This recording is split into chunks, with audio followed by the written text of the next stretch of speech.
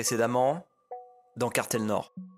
En plus du cannabis, tous les points de deal proposent désormais de la cocaïne. La cocaïne devient une drogue très démocratisée.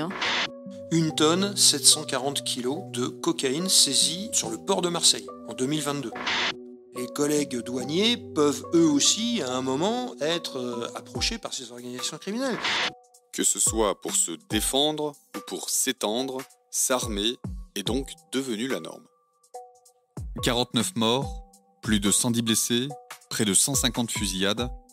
En 2023, la guerre des clans à Marseille atteint son paroxysme. Jamais la ville n'a connu une telle violence, une telle récurrence dans l'utilisation des armes à feu. Un usage débridé d'armes en quasi libre circulation est placé entre les mains de jeunes à peine majeurs. Un cap est franchi dans l'ultraviolence. Et dans ce 5e épisode, décryptage de ce basculement dans les règlements de compte entre narcotrafiquants. Bienvenue dans la 2e saison de Cartel Nord, une plongée inédite au cœur d'un réseau de trafic de drogue. Un podcast original, La Provence. Épisode 5, s'armer ou mourir.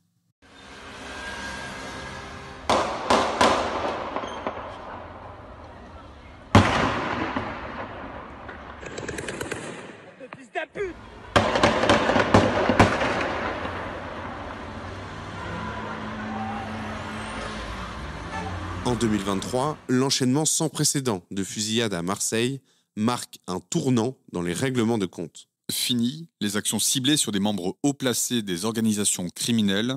Désormais, les clans tirent en rafale sur les points de deal adverses. Jusqu'alors, on avait plutôt l'habitude de voir des conflits qui visaient des individus qui avaient déjà un certain positionnement dans l'organisation criminelle. Pascal Bonnet est commissaire divisionnaire à la police judiciaire de Marseille, chef de la division de la criminalité organisée et spécialisée. Aujourd'hui, on se rend compte que lorsqu'il débarque sur un point de vente, il vient d'abattre le charbonneur ou le chouf, en tout cas un membre du clan, peu importe qui il est. Cette nouvelle réalité est un tournant majeur dans les conflits entre narcotrafiquants. Ce basculement a une origine, la guerre entre la DZ Mafia et le clan Yoda. Ça met en scène 2 clans qui gèrent une bonne partie du trafic de stupes à Marseille. Florent Bonnefoy est journaliste au service faits divers de la Provence, spécialisé dans les affaires de narcobanditisme. Les fusillades se multiplient à partir de février 2023 à des rythmes qui vont atteindre parfois les 3-4 fusillades dans une même nuit. Il y a quelque chose qui change, c'est d'une part l'intensité de ces fusillades. On va en compter plus de 160, je crois, au cours de l'année. Mais c'est aussi le mode opératoire, c'est-à-dire qu'on ne cible plus forcément des cadres du réseau adverse, mais on cible le terrain adverse. C'est-à-dire qu'on vise à peu près quiconque se trouve sur le point de deal ou à proximité ou à l'entrée de la cité qui est aux mains de l'ennemi. Donc ça entraîne un vivier de cibles qui est à peu près illimité et des victimes, disons, plus collatérales que d'habitude. Ce qui change là, c'est vraiment il y a une accélération du temps et du temps de réponse aussi entre la première fusillade et sa réponse, parfois en moins d'1 heure. Ça, c'est quelque chose qui est tout à fait nouveau. On entre vraiment en 2023 dans une autre dimension. Une nouvelle ère dans l'ultraviolence avec un usage débridé des armes. Une arme en est le symbole, une arme de guerre utilisée pour terroriser le clan adverse, la Kalachnikov. L'utilisation effectivement de la Kalachnikov par tous ces clans dans toutes les guerres qu'on a en matière de narcobanditisme, il y a effectivement une symbolique, puisque on est rentré aujourd'hui vraiment dans une phase de terrorisation en matière de lutte de territoire, et ça se traduit par l'usage de ce type d'armes. Alors, la Kalachnikov, c'est une arme qui est un peu symbolique, ça remonte au Vietnam, parce que elle a acquis une sorte de réputation de fiabilité, de facilité d'utilisation, de puissance de feu, etc. Ça joue aussi dans la dimension de terreur qui a été exacerbée cette année, c'est-à-dire qu'on va tirer à l'arme de guerre à peu près n'importe où, ça pose une ambiance. Arme de prédilection pour s'attaquer à l'équipe adverse, la Kalachnikov n'est pourtant pas la seule utilisée par les narcotrafiquants. C'est pas le seul fusil d'assaut qui est employé sur les règlements de compte. Dans une moindre mesure, on voit de temps en temps des étuis au sol de 5,56. Le 5,56 autant, c'est le calibre qui est utilisé par les armées de l'OTAN, notamment la France, dans le FAMAS, dans le HK416. C'est des balles qui vont beaucoup plus vite et qui sont beaucoup plus petites que celles de la Kalachnikov et qui ont, elles, plutôt tendance à fragmenter, donc qui peuvent être potentiellement plus dangereuses. Mais c'est des armes, la plupart du temps occidentales, qui sont un peu plus rares que la Kalachnikov et qui ont un petit peu moins de symbolique que la Kalachnikov. Le choix de l'arme utilisée par les tueurs dépend aussi du mode opératoire et du positionnement de la cible au moment du règlement de compte. Une distinction relevée par les enquêteurs à la suite des nombreuses fusillades à Marseille. Lorsqu'ils agissent, par exemple, avec un 2 roues, ça va être quand même beaucoup plus pratique d'utiliser une arme de poing ou un pistolet mitrailleur de type Uzi qu'une Kalachnikov. Une Kalachnikov qui est quand même beaucoup plus encombrante.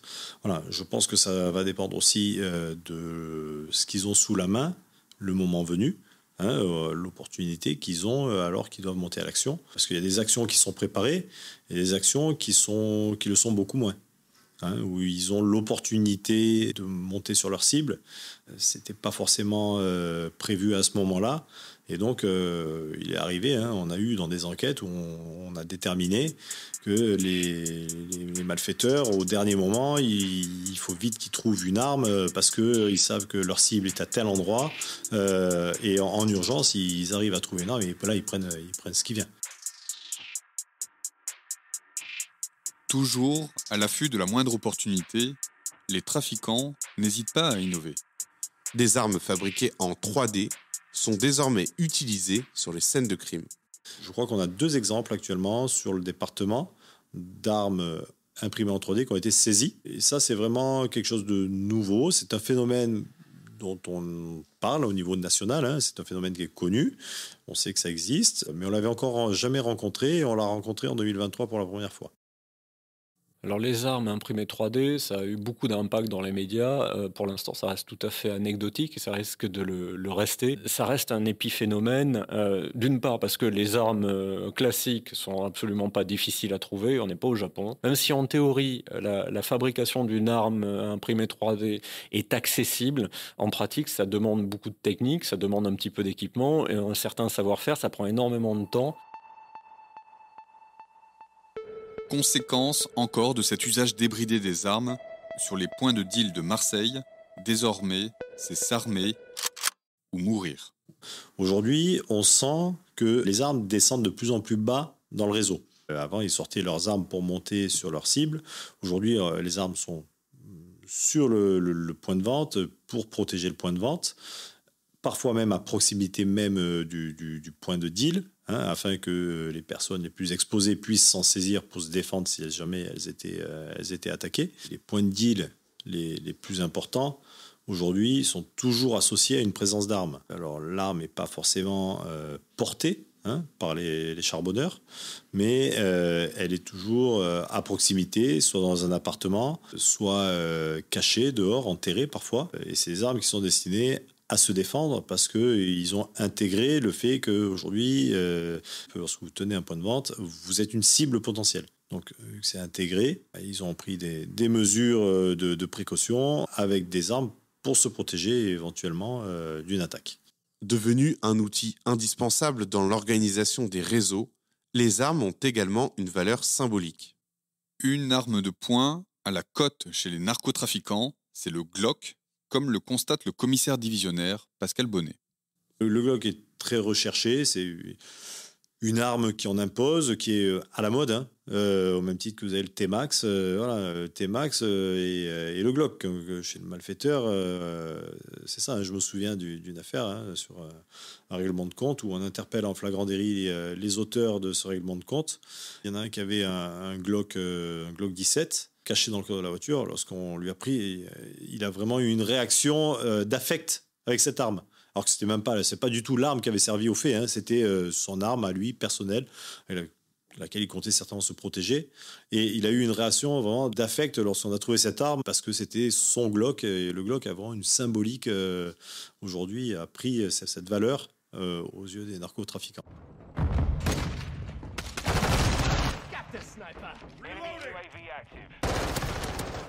C'est une arme qui est très répandue, que ce soit dans les jeux vidéo, dans les films. C'est une arme qui est utilisée par les services un peu d'élite, notamment par le RAID, dans des services particuliers. Donc c'est une arme qui a un certain prestige, qui a une réputation peut-être un peu surfaite par le cinéma. C'est pas une arme qui est d'une précision absolue, c'est pas une arme qui est indétectable. Mais bon, c'est une arme qui a vraiment la cote dans l'imaginaire collectif, qui a aussi l'avantage d'être assez fiable.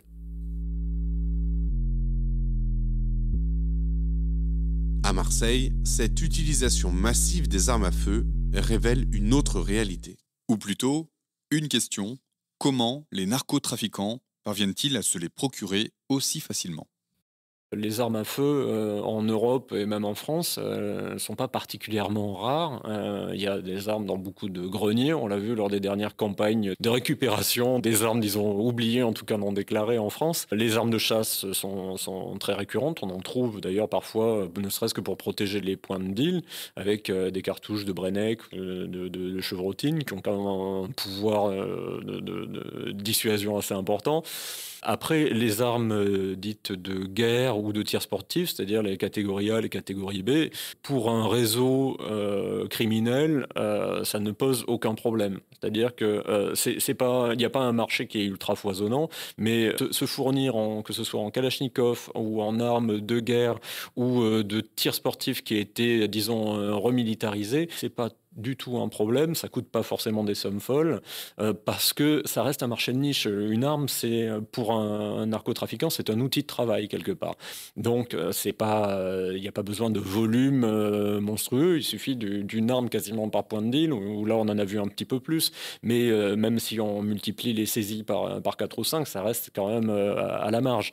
C'est souvent le fait d'importation quasi artisanale. Ça passe par les réseaux de bus type Flixbus, Eurolines, etc. qui sillonnent l'Europe, avec des gens qui se trimballent tout seuls avec leur sac de sport dans la soute du bus, avec 2 Kalachnikov qui vont être démontés, qui arrivent d'Albanie ou des pays de l'ex-Yougoslavie, où il y en a eu des centaines de milliers, ou plutôt des millions d'ailleurs, qui ont été fabriqués, stockés et disséminés au gré des conflits, la fin de l'URSS. Donc c'est vraiment une source qui est quasi intarissable.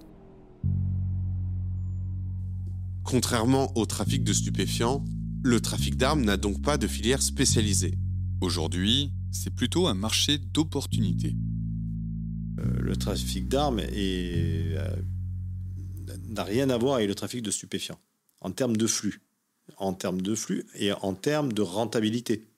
Il ne faut pas imaginer qu'on ait des malfaiteurs spécialisés dans le trafic d'armes et qui vont ne vivre que du trafic d'armes.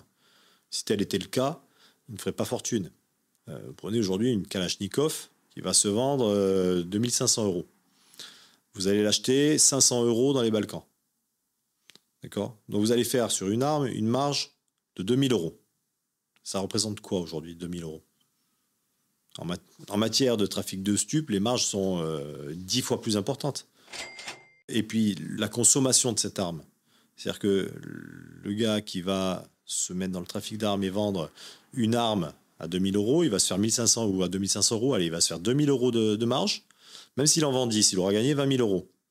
Et c'est quoi 20 000 €? C'est rien du tout par rapport au risque encouru. Et par rapport surtout aux bénéfices escomptés lorsqu'on est un malfaiteur. 20 000 €, c'est rien. Et avant de vendre 10 Kalachnikov, ça se vend pas tous les jours. Si vendre des armes ne rapporte pas ou peu de bénéfices, l'objectif pour les trafiquants est ailleurs. Montrer les muscles et intimider la concurrence. Vendre des armes, ça va leur donner une certaine assise dans le milieu du banditisme et du narcobanditisme. Ça va donner, c'est une forme de caïda. Celui qui vend des armes, il va impressionner, il va faire peur. Plus que celui qui n'en vend pas. Celui qui a des armes fait peur, celui qui n'en a pas, il ne fait pas peur, il a beaucoup moins de poids. Et donc l'arme est un outil, le trafic d'armes, la vente d'armes, va le permettre aux malfaiteurs de s'imposer dans le narcobanditisme à un certain niveau de la hiérarchie. En 2023, d'après la préfecture de police, 107 fusils d'assaut ont été saisis dans Marseille et sa région. Un chiffre important, mais pour Pascal Bonnet, la lutte contre le trafic d'armes n'en est qu'à ses débuts. Il faut être réaliste. La police, et la police judiciaire en particulier, dans notre activité, on a une marge de progression importante en matière de lutte contre le trafic d'armes. On développe assez peu d'affaires, de trafic d'armes proprement parlé, de réseaux, de filières, et ce parce qu'il nous manque quand même un peu d'informations. Le fait, c'est il y a 2 ans de ça, 2 ans et demi, on a eu un fait dans une cité marseillaise où des policiers ont été pris à partie et ont essuyé des tirs de Kalachnikov. Et ça, c'est quand même quelque chose qui est très nouveau, qui ne s'était jamais produit et qui nous a fait prendre conscience qu'on ne pouvait pas laisser la situation ainsi et qu'il fallait absolument qu'on se mobilise et qu'on trouve quelque chose pour lutter contre ça. Jusqu'alors, les saisies d'armes à feu interviennent essentiellement au cours d'enquêtes parallèles. Les affaires de trafic d'armes sont souvent des procédures incidentes. C'est-à-dire que vous avez des perquisitions, vous avez dans le cadre d'une autre affaire, que ce soit de trafic de stupes, de violence ou autre, et dans ce cadre-là, vous trouvez des armes qui font l'objet d'un PV par ailleurs, donc on parle de procédures incidentes. Il y a rarement d'affaires de trafic d'armes ad hoc.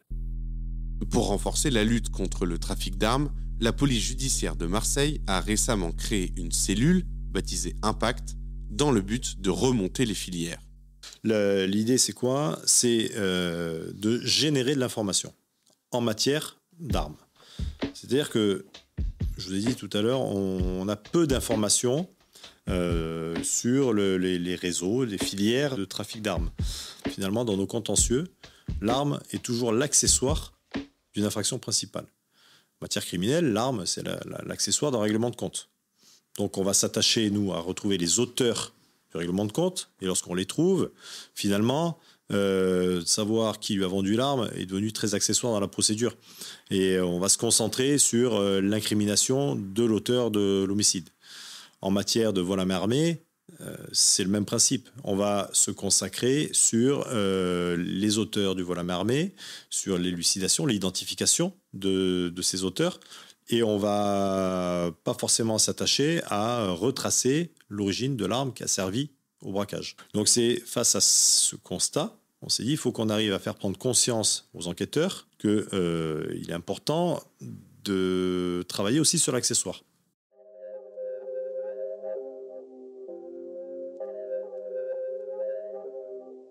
Entre règlement de compte et tir d'intimidation, en 2023, Marseille a connu l'année la plus violente de son histoire récente.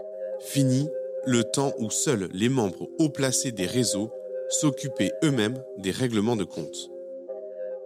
On avait jusqu'alors, dans nos contentieux, ces dernières années, plutôt des individus spécialisés dans ce domaine-là, le bras armé un petit peu du réseau, du clan, voilà, spécialisés dans les règlements de compte, donc assez professionnels. On les avait identifiés, on essayait de les pister. Donc c'est des gens qui se cachaient la plupart du temps, mais qui avaient déjà un certain niveau, un certain rang dans le narcobanditisme. Ils faisaient partie des cadres. Aujourd'hui, ce qui change, c'est que ces cadres-là, la plupart, on a réussi à les neutraliser. Ils sont en prison. Donc ces tueurs qui sont maintenant, on dirait historiques, qui sont maintenant neutralisés, il faut bien trouver de la main-d'œuvre. Et donc, on va chercher de la main-d'œuvre un peu moins qualifiée. Ces nouveaux tueurs marquent ainsi une évolution majeure dans le mode opératoire des règlements de compte. Désormais, à Marseille, tuer est une mission qui se délègue. Les cadres des organisations sont des gens qui sont loin d'être bêtes, qui réfléchissent, et ils ont bien compris que c'était quand même assez dangereux, assez risqué de monter sur le règlement de compte, et que derrière, les peines encourues étaient très lourdes. Ils n'ont pas spécialement envie de prendre des peines de l'ordre de 30 ans de prison, de la réclusion criminelle à perpétuité. Et donc, comme tout bon chef d'entreprise, il délègue. Et il délègue le risque également. C'est pas d'un grand, courage, mais ils préfèrent envoyer de la chair à canon au carton. Ils ont peu de ressentiment à leur sujet. Le résultat escompté est obtenu et eux ont pris très peu de risques. Donc finalement, ils font peser le risque sur de la main-d'œuvre dont ils ont que peu à faire. Avec cette évolution dans l'organisation des règlements de compte, un nouveau process se met en place. Dans ce nouveau mode opératoire, chaque personne impliquée a un rôle bien précis. En fait, comme dans le trafic de stupéfiants, on observe une sorte de taylorisation du règlement de compte ou de la fusillade, c'est-à-dire que les rôles sont de plus en plus spécialisés et sont de plus en plus réduits. Le tueur, celui qui appuie sur la détente, c'est un maillon dans une chaîne quasi logistique. C'est-à-dire que vous avez la personne qui va mettre à disposition la voiture, vous avez la personne qui va mettre à disposition l'arme. Le tueur arrive, il récupère l'arme, la voiture, il reçoit l'adresse avec le signalement de la cible. Il y a une personne qui va donner, on appelle ça donner le go, c'est-à-dire qui donne le départ, qui confirme que la cible est au bon endroit.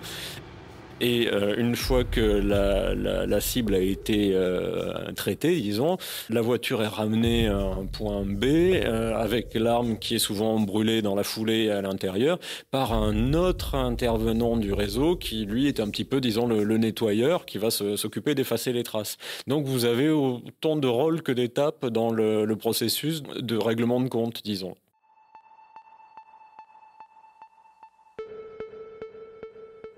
En 2023, la récurrence des fusillades a révélé une évolution encore plus inquiétante dans les règlements de compte. Derrière la cagoule des tueurs se cachent des jeunes à peine majeurs. Et un visage illustre cette bascule, celui de Matteo, 18 ans, mis en examen pour 6 meurtres. Mais il n'est pas le seul. L'an passé, près des 2/3 des fusillades sont le fait de jeunes âgés de 15 à 21 ans. Et c'est comme ça qu'on se retrouve aujourd'hui avec des jeunes d'une vingtaine d'années, au palmarès assez faible finalement, très peu connus, pas forcément rattachés à ce réseau-là, en tout cas à notre connaissance jusqu'alors, et qui du jour au lendemain se retrouvent propulsés dans des tâches sur le plus haut niveau du banditisme, à monter dans des voitures, comme ils disent, et à aller tuer des gens, d'autres trafiquants, alors même qu'ils n'en ont pas l'envergure. 2023 marque un tournant dans la guerre entre narcotrafiquants. Jamais Marseille n'a connu une telle violence dans son histoire récente. Des méthodes extrêmes avec un seul but, contrôler un maximum de points de deal. Des points de vente qui génèrent chaque jour des centaines de milliers d'euros. De l'argent sale à blanchir, sociétés écrans, banquiers occultes, paradis fiscaux. L'emprise des narcotrafiquants s'étend désormais dans toute l'économie réelle. Un nouvel épisode de Cartel Nord chaque mercredi sur les plateformes d'écoute habituelles. Cartel Nord est un podcast original La Provence. Retrouvez tous les autres podcasts sur laprovence.com.